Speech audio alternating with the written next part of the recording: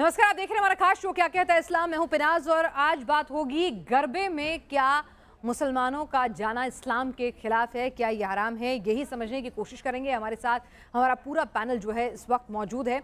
हमारे साथ आज़ाद साहब हैं, एक्स मुस्लिम हैं। हमारे साथ सैयद खालिद नकवी हुसैनी साहब हैं, कार्यकारी अध्यक्ष सूफी खानका एसोसिएशन के। हमारे साथ इस्लामिक स्कॉलर इस वक्त मेहताब उस्मानी साहब भी जुड़े हुए हैं। गरबा खेलने के लिए जो मुसलमान जाते हैं, क्या वो कुछ ऐसा कर रहे हैं जो इस्लाम के खिलाफ है? सबसे पहले सैयद खालिद नकवी हुसैनी साहब, मैं आपसे समझना चाहूँगी, क्या कहीं कुरान या हदीस में ऐसा लिखा है कि भाई आप किसी दूसरे धर्म के लोगों के त्योहारों में शरीक नहीं हो सकते, जैसे कि गरबा खेलना?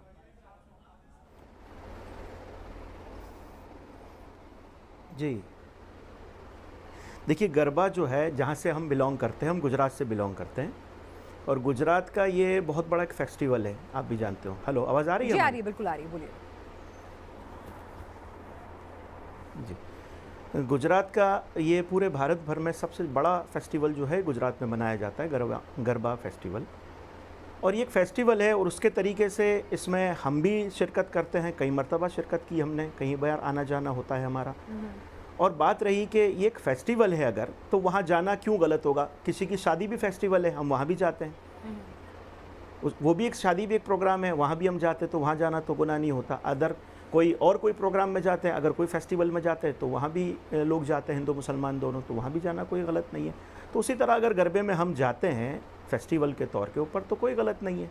ठीक है, हाँ, ये कि अगर मौलवियों की दृष्टि से गलत है तो वो एक अलग बात है। ठीक है, बाकी हमारे तर्क से नहीं, इस्लाम की दृष्टि से समझना चाहती हूँ मैं। मेहताब उस्मानी साहब, आप इस्लामिक स्कॉलर हैं, आप इस्लाम को करीब से जानते हैं। क्या कहीं कुरान हदीस में ऐसा जिक्र है कि अगर कोई मुसलमान हिंदू सिख ईसाई किसी के भी त्यौहार में शरीक होता है, जैसे कि मसलन अभी गरबे का दिन है, नवरात्र चल रहे हैं, तो गरबा डांडिया खेलने के लिए जाता है, तो वो इस्लाम के खिलाफ काम कर रहा है, वो गुनाह कर रहा है, ये हराम है इस्लाम में? नहीं, देखिए ऐसा है, गरबा में जाना और वहाँ जाके पूजा व करना या किसी तरीके की ऐसी एक्टिविटीज करना जो इस्लाम में शिर्क है, वो गलत है। बाकी आप जा सकते हो किसी फंक्शन। नहीं, अगर गरबा खेल रहे हैं, डांडिया खेल रहे हैं, वहाँ पे माता दुर्गा की मूर्ति है। मैडम, ना तो गरबा कोई पूजा है, ना डांडिया खेलना कोई पूजा है। ये तो एक जनरल सी चीजें हैं, आप खेल सकते हो, उसमें क्या प्रॉब्लम। लेकिन वहाँ जाके अगर आप कहें कि मैं गणपति की पूजा कर रहा हूँ या कुछ और कर रहा हूँ, वो गलत है। नहीं, अगर पंडाल में आमतौर पर गरबा पंडालों में माँ दुर्गा की मूर्ति भी कई बार नजर आती है, तो अगर ऐसा कुछ है तो कोई, और जो गाने होते हैं गरबा के, नहीं सुनिए ना, पूजा नहीं कर सकते, नहीं पूजा नहीं कर सकते, लेकिन उस पंडाल में मूर्ति मौजूद है और वहाँ पर गैर महरम मौजूद हैं और वहाँ पर जो गाने बज रहे हैं वो भी माता की भक्ति के भी बजते हैं कई बार, तो वहाँ पर अगर आप उन गानों पे गरबा खेल रहे हैं, डांस कर रहे हैं, तो वो हराम है या अलाउड है?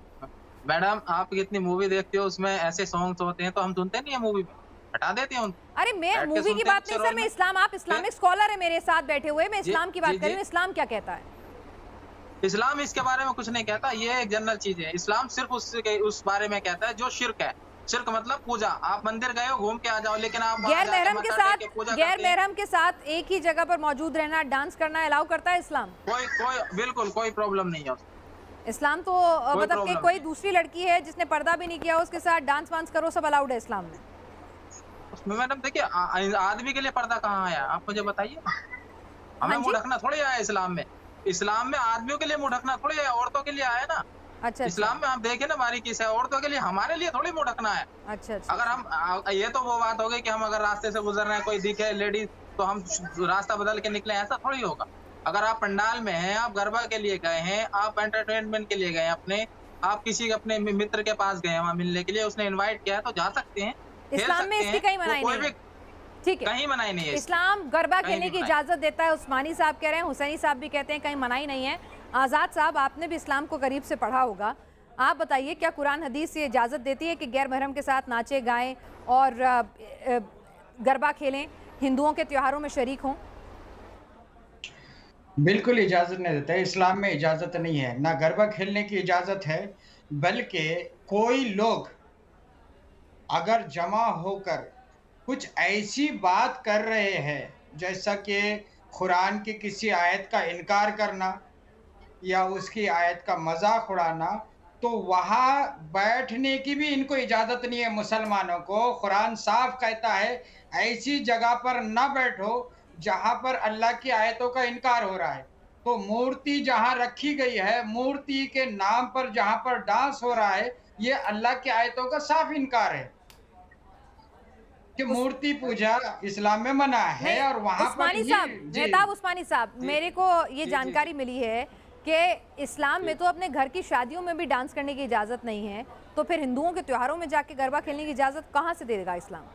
मैडम देखिए, इस्लाम में तो शराब पीने की इजाजत भी नहीं है, लेकिन कितने लोग पीते हैं। सर मैं ये बात नहीं कर रही हूँ आपको, sir I am sorry Mehtab Usmani साहब, मैंने आपको इंडिविजुअल कैपेसिटी में यहाँ नहीं बुलाया कि मैं मेहताब उस्मानी की राय नहीं जानना चाहती हूँ। मैं मेहताब उस्मानी जो कुरान हदीसों को जानता है, समझता है, इस्लामिक स्कॉलर है, किताब में क्या लिखा है ये जानना चाहती हूँ। मैडम किताब में ऐसा कुछ नहीं लिखा है, आजाद साहब बोल रहे हैं ऐसा आप किताब झूठ में बोल कुछ रहे नहीं हैं, लिखा ऐसा कहीं नहीं लिखा है। अपने घर की शादियों में भी मुसलमान नाच गा सकता है, गरबा भी खेल सकता है, हिंदुओं के त्योहारों में भी जा सकता है, बस वो मूर्ति के सामने हाथ न जोड़े। नाच गा सकता है, गैर महरम के साथ सब अलाउड है। जी नहीं, मौसीकी हराम है, यानी कि म्यूजिक जो है वो भी हराम है, और इसको लहू लहब बोला जाता है अरबी के अंदर, और ये लहू लहब से भी बचने की कई हदीसें हैं। और सबसे पहली बात तो ये है कि ये फेस्टिवल मूर्ति के नाम पर मनाया जा रहा है। यहाँ पर तो इस्लाम सख्ती से रोकता है कि शिर्क के कामों में मदद ना करो, शिर्क ना करो ये तो लिखा हुआ है, लेकिन शिर्क के कामों में मदद भी ना करो। और जहाँ पर लहू लहाब होता है, बेपर्दगी होती है, वहां से भी इनको बचने का हुक्म है। ये साहब ने ये नहीं बताए कि डांडिया खेलना हदीस के हिसाब से खिलाफ शरीयत ही नहीं, खिलाफ सुन्नत भी है, खिलाफ इस्लाम भी है, और खिलाफ कुरान भी है। और ऐसी जगह पर जाने से मुसलमानों को कुरान भी रोकता है और हदीस भी रोकती है। शेर और शायरी, म्यूजिक, रक्स यानी कि डांस हो या म्यूजिक हो, ऐसी महफिलों से इस्लाम रोकता है। ये भारत में ये अपना ओपिनियन दे सकते हैं कि हमारे नजदीक क्या कोई रेफरेंस दे सकते हैं कुरान हदीस का जहां पर ये लिखा हो? जी रेफरेंस है इसका, सूरे चैप्टर नंबर 10 में है। ये बात पे हमको ऑब्जेक्शन है। इन्होंने कहा कि रश्क करना हराम है, हमको ऑब्जेक्शन है इस बात के ऊपर। ये अपने तक ये बात को सीमित रखें। इस्लाम के एक तबक्के के अंदर रश्क होता है, सिलसिला चिश्तिया कादरिया के अंदर आज भी रश्क होता है, कवाली होती है, मौसीकी नहीं। बाकी वहाँ भी म्यूज़िक का इस्तेमाल, वहाँ भी तबला बजता है, वहाँ भी हारमोनियम बजता है और लोग रक्स करते हैं। आप हराम का इस्तेमाल इस जगह पर ना करें, हमको एतराज़ है, क्योंकि सिर्फ आपका दीन नहीं है, दीन इस्लाम हमारा भी है। ठीक है, सूफियत आप में ये हराम का लफ्ज़ ना इस्तेमाल करें, बराए मेहरबानी, हराम नहीं है। आज़ाद जी, सूफी जो पूरा जो सेक्ट है उसमें ये सब कुछ अलाउड है, लेकिन आप क्या बात कर रहे हैं? आपके हिसाब से उस्मानी साहब, आज़ाद साहब तो कह रहे हैं कि कुरान हदीसों में लिखा भी हुआ है, ये गलत है। शिर्क का हिस्सा बनना, शिर्क में मदद करना, डांस करना, अपने घर की शादियों तक में डांस करना, गाने गाना अलाउड नहीं है इस्लाम में। ये हराम नहीं, कहाँ लिखा है हराम है? सूफीज़्म में आप देखिए अलाउड है, नहीं पे आप जाएंगे कवाली नहीं, कई तो भाई ऐसे भी बहुत सारे मुसलमान आते हैं, धर्मगुरु आते हैं। एक सेक्ट है बरेलवी और देहलवी, जिस तरह से डिवाइडेड है, उसमें तो वो तो सूफीज़्म को मानते ही नहीं है। वो कहते हैं तो लेटी बुतों की पूजा करते हैं, ये भी शिर्क कर रहे हैं। तो ओपिनियन अलग अलग है सर। मैं कुरान और हदीस की बात कर रही हूँ कि क्या कहीं कुरान हदीस में लिखा हुआ है कि म्यूजिक डांस गलत है?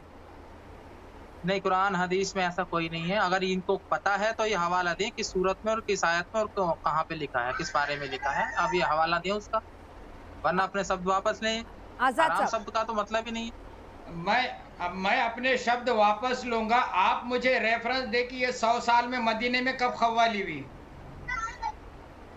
आप मुझे रेफरेंस दे कि जब से हजरत निजामुद्दीन और हजरत अजमेर वाले, हम सूफीज़्म की बात नहीं कर रहे हैं। सूफीज़्म एक सेक्ट है। मैडम सूफीज़्म आप समझ, सूफीज़्म बिल्कुल सर, 100 साल के पहले 100 साल के पहले क्या कहा, सूफीज़्म का पूरा सम्मान है। मैं भी दरगाह पर जाती हूँ, सर नवाती हूँ, लेकिन मैं आपसे कह रही हूँ कि क्या, जैसे कि आज़ाद साहब कह रहे हैं, ये पूछ रहे हैं कि 100 साल का इतिहास मांग रहे हैं। ये नहीं, ये मदीना मुनव्वरा का, मक्का मुअज़्ज़मा का इतिहास मांग रहे हैं 100 साल का। तो 100 साल का इतिहास पूछिए कि 100 साल से वहाँ किसका शासन है, वहाबिज़म का शासन है वहाँ, और वहाबिज़म के अंदर ये सारा हराम है इनके नज़रिए से। पर इसके पहले क्या था? इसके पहले क्या हराम था? इतिहास है को इनके पास ऐसा कि 100 साल के पहले भी ये हराम था? हलाल था क्या? उससे पहले हलाल था? उससे पहले अलाउड था? कोई तारीख है इनके पास? मैंने कहा ना कि उससे पहले अलाउड था। क्या आपके पास कोई रेफरेंस है? हदीस है, मौजूद है।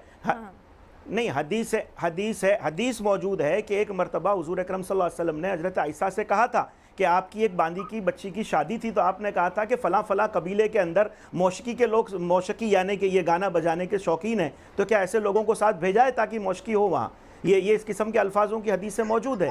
ये जो है हदीसों को जो पेश कर रहे हैं, तो कई हदीसें ऐसी है कि जिनको इन्होंने जो पढ़ा है, शायद वो बुजुर्ग हदीसें से बात ला रहे हैं। 100 साल से जो है आज काबतुल्लाह और मदीना मुनव्वरा में जो शासन है वहाबिज़म है पूरा। वहाबिज़म के अंदर तो सारा नाजायज़ है। उन्होंने तो वहाँ जो हज़रत फ़ातिमा ज़हरा सलामुल्लाह अलैहा जो पैगंबर साहब की, अलाउड नहीं था साहब। किसका जी? टर्की का। ये सूफीज़म जो है, सूफीज़म कहाँ से? तुर्की में क्या सूफीज़म आज नहीं है? क्या तुर्की के अंदर आज रश्क नहीं होता? क्या आज भी वहाँ जो है रश्क नहीं होता? वहाँ बहुत बड़े बड़े सूफी खानकाएं मौजूद है। सर मैं इस्लाम की बात कर रही हूँ। इस्लाम के हिसाब से, कुरान हदीसों के हिसाब से म्यूजिक, मौसीकी जो है वो अलाउड है या नहीं है? आप रेफरेंस दे सकते हैं आज़ाद साहब के अलाउड नहीं है? कोई आपके पास कोई आयत या? एक मिनट आज़ाद साहब से मांग रही हूँ, वो कह रहे हैं ना ये गलत है। आज़ाद साहब, आपके पास अपनी बात को जस्टिफाई करने के लिए कोई रेफरेंस मौजूद है? इन्हों जो अभी जो हदीस बताए वो हदीस ऐसी है कि हजरत आयशा से मोहम्मद साहब कह रहे हैं कि मदीने की उन लड़कियों को बुलाना था, वो बजाती थी और गाती थी, तो उनसे सवाल हुआ क्या बजाना गाना क्या ये जायज़ है? तो कहा कि कंबाइन नहीं कर सकते, यानी कि जहाँ लेडीज बैठकर कुछ गा रही है तो नहीं। आपने शादी की बात की थी, वहाँ आपने शादी की बात की थी कि फलां शादी में इनको भेजा गया था या नहीं? जी, तो ये बात है कि वहाँ कंबाइन नहीं बल्कि लेडीज। हाँ, तो वहाँ इसके मायने हुजूर ने ये बात कही थी, यानी लड़के लड़की एक जगह इकट्ठा होकर नाच गा नहीं सकते। ठीक है मेहताब उस्मानी साहब, जब एक जगह इकट्ठा होकर लड़का लड़की नाच गा नहीं सकते तो फिर गरबा कैसे खेल सकते हैं? देखिए मैडम, अभी हदीस का हवाला दिया गया, कुरान का हवाला नहीं। देखिए एक जगह इकट्ठा हो, नहीं। और एक बात, एक सेकंड आजाद साहब की पूरी बात सुनो, फिर उस्मानी साहब का जवाब लूंगी जी। तो मैं ये कह रहा हूँ कि अभी आज से 100 साल पहले तक के मदीने की खवाली बताओ, या फिर नबी के टाइम के 60 साल की में कोई खवाली बता दो भाई। साहबाओं ने बैठ के कोई खवाली गाई? इस्लाम साहबाओं से है ना, नबी से है ना, तो उनकी कोई खवाली। देखिए कव्वाली नबी के टाइम पर नहीं हुई। नहीं, कव्वाली नबी के टाइम पर नहीं हुई। कव्वाली नबी के टाइम पर नहीं हुई। आप गुमराह ना करें, आप गुमराह ना करें। कव्वाली नहीं, कव्वाली जो इजाद है, कव्वाली इजाद जो है ये फारस की है। नहीं मैं बताता हूँ। नहीं आप गुमराह ना करें। देखिए हुजूर के ज़माने में नात खानी होती थी। नात एक वक्त ये भी था कि मदीना मुनव्वरा के अंदर नहीं तो क्या हुजूर गौसे आज़म दस्तगीर के वक्त में गरीब नवाज ने कवाली नाजायज थी, हराम थी? इतने बड़े बड़े औलिया इकराम के जमाने में क्या हराम थी? वो हराम कर रहे थे। मोहम्मद साहब का इस्लाम है, ये मोहम्मद साहब का इस्लाम है, गौसे आज़म का इस्लाम नहीं है। यहाँ बात चल रही है इस्लाम की। तो मोहम्मद साहब से अलग है क्या? नहीं, गौस पाक से अलग, गौस पाक अलग है क्या? मेहताब उस्मानी साहब, नहीं गौस पाक अलग है गरीब नवाज पैगंबर साहब से। मेहताब उस्मानी साहब, आपके पास कोई रेफरेंस मौजूद है जहां आप आजाद साहब की बात को झूठा साबित कर सकें? क्योंकि आजाद साहब ये कह रहे हैं कि लड़का लड़की का इकट्ठे होकर गाना बजाना करना ये गलत है, इस्लाम में इसकी इजाजत नहीं दी जाती है, तो फिर गरबा कैसे खेलेंगे? नंबर दूसरी बात वो ये कह रहे हैं कि म्यूजिकल इंस्ट्रूमेंट, डपली बजाने की इजाजत पैगंबर साहब ने एक बार दी थी, उसके अलावा कोई म्यूजिकल इंस्ट्रूमेंट अलाउड नहीं है। क्या ये गलत कह रहे हैं? इस्लाम में शादियों में भी अगर आप इकट्ठे होकर लड़का लड़की परिवार के नाच गाना करना चाहें तो वो भी गलत है। तो हिंदुओं के त्योहारों में जाकर मदद करना, किसी के भी शिर्क में अगर आप मदद भी कर रहे हो तो वो भी अपने आप में गुनाह है। तो इन चारों बातों को आप किसी रेफरेंस के जरिए, क्योंकि आप एक इस्लामिक स्कॉलर हैं, आप गलत साबित कर सकते हैं क्या? देखिए मैडम, इनको गलत साबित करने के लिए पहली बात तो गलत साबित ये खुद ही हो गया कि इन्होंने किसी सूरत में ये हवाला नहीं दिया कि हराम है ये चीजें, खुद ही गलत साबित हो गई। और आप अपने आप को सही साबित करने के लिए कोई हवाला देंगे? ये तो गलत साबित हो गए, लेकिन आप इनको हवाला देंगे आप सही साबित करने के लिए अपने आप को? बता रहा हूं ना मैं। जी बताइए। सुन लीजिए, 600 साल मैं हवाला दे चुका हूं इसके ऊपर। अभी मैंने कहा हदीस पेश की मैंने। आपने भी मेहताब साहब बताएं। 600 साल उस्मानिया हुकूमत रही है सऊदी अरब में। आप बताइए ना कि तुर्की में कौन सा ऐसा इंस्ट्रूमेंट है और कौन सी ऐसी चीजें जो ना होती हो? क्या उन्होंने इस्लाम नहीं पढ़ा था? क्या वो जब 600 साल इस्लाम में दाखिल नहीं थे? उन्होंने छोड़ दिया इस्लाम, अभी भी तुर्की इस्लाम में आप कोई कुरान या हदीस की रेफरेंस दे पाएंगे?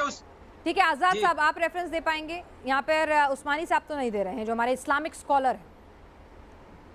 जो चीज मना है, जो चीज नहीं हुई है, उसका कोई प्रूफ नहीं होता है जी।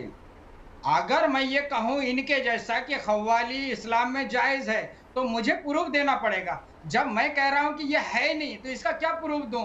इसका ऑर्डर तो इन्हें देना पड़ेगा कि या तो साहबाओं की जिंदगी में इन्हें खव्वाली बताना पड़ेगा, या आज के पीरियड में खव्वाली बताना पड़ेगा। बीच का पीरियड मोहम्मद का नहीं है, मोहम्मद के बुनियाद इस्लाम की मोहम्मद से है। मोहम्मद और साहबा बुनियाद है इस्लाम की, उनके जिंदगी में इनकी शादी बताना पड़ेगा। आप तमीज से पेश आए, हुजूर की शान में इस तरीके से नाम ना लें। आपको नाम लेने में भी जो है मोहम्मद कर रहे हैं, आप मुसलमान हो के आपको शर्म नहीं आती? आप इस तरह नाम ले रहे हैं। नहीं, मैं मुसलमान आप शर्म नहीं आती आपको इस तरह नाम ले रहे हैं? हुजूर की शान में गुस्ताखी कर रहे हैं आप। कपड़े उतार के थोड़ी नाम ले रहा हूं मैं। अच्छा, आप मुसलमान नहीं है? अच्छा, ठीक है नहीं है, नहीं, ठीक है, फिर कोई बात नहीं, फिर आप जो भी बोले, मैं आपको मुसलमान समझ के बात कर रहा था। ठीक है। तो मुझे एक शादी बताइए ना साहबाओं की, जो लड़का और लड़की साथ में डांस करे, आप प्रूफ दो ना। खवाली का प्रूफ दो, साहबाओं ने कोई खवाली गाए है मदीने में, या नबी के टाइम पर कोई खवाली? आप नहीं, नबी के टाइम का इस्लाम आपको ये मैं हुजूर की हदीस से साबित कर रहा हूँ। नहीं, नबी के वक्त का इसमें आपको इस्लाम पेश करता हूँ। बात रही इंस्ट्रूमेंट की, तो हाँ, नहीं, अरे जब आप मुसलमान नहीं है तो आप इस बात पे क्यों एतराज कर रहे हैं कि हमारे में क्या है या क्या नहीं है? पहले था, मैं एक्स मुस्लिम हूं मैं। अच्छा, पहले थे, अब नहीं है। अच्छा, आप न्यू मुस्लिम है। ठीक है, अब मैं आपको बताता हूँ, सुनिए बात को। पहला बात सुनिए कि हुजूर के ज़माने में मक्का मदीना मुनव्वरा में सरकार जो है मस्जिद नबवी में तशरीफ़ नुमा है, वहाँ जो है कुछ फारस से शायर आए, और जब आपने हुजूर की शान में जब नात खानी करने लगी तो वहाँ लोगों ने डब बजाई। जब डब बजाना लगा तो सरकार खुद जो है मिंबर से खड़े हो गए, और आपने उस नातखानी की जो है आपने उसकी अजमत के पेश बयान किया कि ये अल्लाह के रसूल की शान में हो रही है, तो उसको सबको अदब करना चाहिए। तो अरब में साहब, मेरे पास यहाँ पे एक रेफरेंस, एक मिनट बात पूरी होने दीजिए, आप मेरी बात पूरी होने दीजिए। एक मिनट हुसैनी साहब, मेरे पास एक रेफरेंस आया है, जरा आप दोनों के लिए रख रही हूँ, जिसमें कहा गया है कि यहाँ पर ये कहा गया है कि पुरुषों का सिल्क पहनना, ठीक है, और शराब पीना और म्यूजिकल इंस्ट्रूमेंट का इस्तेमाल, सभी चीज़ें जो हैं वो गलत हैं इस्लाम के हिसाब से, वो सही नहीं है। हदीस में ये लिखा हुआ है, बुखारा इसके आगे लिखा हुआ है, बुखारी। देखिए इंस्ट्रूमेंट बुखारी। हाँ। जी जी, मैंने गूगल किया है, हो सकता है मैं गलत हूँ, तो आप मुझे दुरुस्त कीजिएगा प्लीज। मेरे को नॉलेज नहीं है, तो मैंने आप लोगों की चर्चा में जब कोई भी रेफरेंस नहीं दे रहा था, तो मैंने इसीलिए ये गूगल करके आप लोगों को दे दिया है। बताइए। नहीं, ये जो सिल्क शराब जो और म्यूजिकल इंस्ट्रूमेंट, ये तीनों एक ही लाइन में लिखे हुए हैं। इसके ये हाँ जी बता रहे जी एक मिनट, सिल्क बता दूं आपको। सिल्क जो है पारदर्शी कपड़ा है। आप समझती हैं कि सिल्क जो होता है वो पारदर्शी होता है। पारदर्शी के अंदर जो है वो अदब ख़त्म हो जाती है। इस्लाम का पहला तबक्का अदब है। इस्लाम का पहला तबक्का जो है अदब है। तो अदब के अंदर सिल्क पहनने से ये है कि इंसान का जिस्म दिखेगा। अगर कपड़ा पहना भी है तो उसका जिस्म दिखेगा उसमें से। तो इसके लिए जो है वो कपड़ा ये पहनना नाजायज़ बताया है। वैसे नाजायज़ की वजह बहुत सारी है। मैंने आपसे दूसरी बात रही शराब जो है पैगंबर साहब के, ठीक है, म्यूजिकल इंस्ट्रूमेंट भी उसी लाइन में लिखा है जो जी मैं म्यूजिकल इंस्ट्रूमेंट पे आता हूँ। नहीं, मैं बता रहा हूँ, मैं बता रहा हूँ म्यूजिकल इंस्ट्रूमेंट पैगंबर साहब के ज़माने में, जब मदीना मुनव्वरा की हम बात करें 1450 साल पहले की, तो अरब के अंदर डब के सिवा कोई म्यूजिकल इंस्ट्रूमेंट मौजूद नहीं था, और रबाब के सिवा ये दो ही म्यूज़िक इंस्ट्रूमेंट थे अरब में उस वक्त, या तो रबाब था या जो था वो डब थी बराबर। बाकी जो इंस्ट्रूमेंट हैं ये हर देश के अपने अलग अलग इंस्ट्रूमेंट हैं। आज भारत में कई अलग अलग इंस्ट्रूमेंट हैं म्यूज़िक के, उसी तरह ईरान के अलग हैं, आज फारस के अलग हैं, अमेरिका में, लंदन, इंग्लैंड में वहाँ अलग है। तो उस ज़माने में पैगंबर साहब के ज़माने में ये सिर्फ डब हुआ करती थी, डब थी और रबाब था। ये दो चीज़ के ऊपर वहाँ म्यूज़िक में इस्तेमाल किया जाता था। और पैगंबर साहब के ज़माने में डब का इस्तेमाल हुआ है। बहुत सी तारीखें मौजूद है और बहुत सी तारीखों के साथ मैंने जो हवाला दिया है गलत है। मतलब ये जो बुखारी का जो मैंने आपको पढ़ के बताया ये गलत है। आप ये कह रहे हैं नहीं, मना नहीं है। सिल्क, म्यूजिकल इंस्ट्रूमेंट और शराब, बुखारी में नहीं, बुखारी में मैं गलत देखिए, कई हदीसें ऐसी है बुखारी में जो ज़ईफ हैं, जिनकी तारीख कहीं भी मिलती नहीं है। आजाद साहब, जिन हदीसों का हवाला दे रहे हैं वो ज़ईफ हदीसें हैं, आप गलत हदीसों का हवाला दे रहे हैं और आपके पास कुछ कॉन्क्रीट नहीं है अपनी बात को साबित करने के लिए। जी, तो ठीक है, फिर मस्जिद नबी में डब बजाई गई थी, ये इनकी हदीस सही है और हमारी हदीस गलत है, ज़ईफ है। तो फिर आज के पीरियड में मस्जिद नबी में ज़ईफ हदीसों पर अमल हो रहा है और सही आपकी हदीसों पर अमल नहीं हो रहा है, ये समझेंगे ना फिर अपनी। नहीं, आज किसकी हुकूमत है? ज़ईफ हदीस अरे साहब, आज किसकी हुकूमत है? आज अरब में हुकूमत किसकी है? रुकिएगा मेहताब उस्मानी जी, क्या बुखारी एक ज़ईफ हदीस है, उसमें जो ये लिखी हुई लाइन में पढ़ रही हूँ ये गलत है? देखिए मैडम, ये अब मैं इसको कैसे कहता हूँ जब तक मैं नहीं पढ़ूं। आपने निकाला है, कहाँ से निकाला है देखना पड़ेगा। आपने गूगल किया है, आपने हदीस नहीं पढ़ी, आपने गूगल किया। नहीं, मैंने गूगल किया तो बिल्कुल, मैंने आपसे क्या सर, आप इस्लामिक स्कॉलर हैं, आप बता दीजिए ना। मैं बता तो रहा हूँ मैडम, पहले कोई रेफरेंस दे दीजिए, पढ़ के देखना पड़ेगा ना रेफरेंस। अच्छा, आपने पढ़ी नहीं है हदीस? आपने गूगल किया, आपने गूगल किया और मुझसे कहने लगे कि ये गलत। अरे पहले मैं भी तो नहीं पूछा, मैंने कहने नहीं लगी सर, मैंने पूछा क्या ये गलत है क्या सही है, क्योंकि आप जानकार हैं सर, आप जानकार हैं इसलिए पूछा। मैं नहीं हूँ, बिल्कुल कह रही हूँ, मैंने ईमानदारी से कहा कि मैंने गूगल किया। आप मेरे इस्लामिक स्कॉलर हैं, इस्लाम को जानते हैं, इसलिए आपको बैठाया। वही चीज मैं कह रहा हूँ, जो चीज अभी आप ही बताई मुझसे पहले, जो बताई ना सिल्क के लिए बताई उन्होंने, और म्यूजिकल इंस्ट्रूमेंट पे तो वो अपडेट होते चले आ रहे हैं। अपडेट होके कोई जरूरी थोड़ी जो 1400 साल पहले इंस्ट्रूमेंट थे वो अब रहेंगे, उनको अपडेट करके दूसरे इंस्ट्रूमेंट आ गए। अच्छा, और गैर महरम के साथ नाच गाना करना ये अलाउड है? मुझे लगता है कि जब 1400 साल पहले इस्लाम, आपको नहीं, इस्लाम को क्या लगता है, मैं ये जानना चाहती हूँ। अरे पहले मैं सुन ले, इस्लाम को ही बता रहा हूँ, पहले आप बात तो पूरी होने दीजिए। 1400 साल पहले गैर महरम वहाँ थे भी नहीं, मुझे लगता 1400 साल पहले की बात है तब लिखी। अब ये बात कहना कि गैर महरम के साथ, अरे जी, गैर महरम के मायने ये लेडीज का पूछ रहे हैं, गैर महरम का मतलब ये लेडीज का पूछ रहे हैं। हाँ, तो देखिए लेडीज के लिए भी उसमें कई सारी हदीसों में अलग अलग हवाले दिए गए हैं। अब किसमें क्या दिया गया है वो सारी डिटेल हम, अगर आप चलिए ठीक है, आज के शो में ना तो कोई सटीक हवाला जो है रेफरेंस के साथ, ना तो आजाद जी हमें दे पाए, ना ही उस्मानी साहब दे पाए। हुसैनी साहब ने एक जिक्र किया, लेकिन बाकायदा नंबर, हदीस और वो जो पूरी कोटेशन होती है वो कोई नहीं पढ़ पाया। जी, मैंने दिया है। आपने भी छोटा सा रेफरेंस दिया, लेकिन पूरी आयत पढ़ के या पूरी हदीस आपने जो हदीस पेश की उसको मैंने जी बिल्कुल ठीक है सर, सबने सुना ये पूरी डिबेट को। और क्या पूरी हदीस के लिए 10 मिनट के अंदर नहीं हो सकता, बिल्कुल नहीं हो सकता। मैं नहीं कह रही सर, मैंने कहा इसीलिए मैं चाह रही हूँ कि मेरे जो तमाम दर्शक हैं वो इस शो को देख रहे हैं।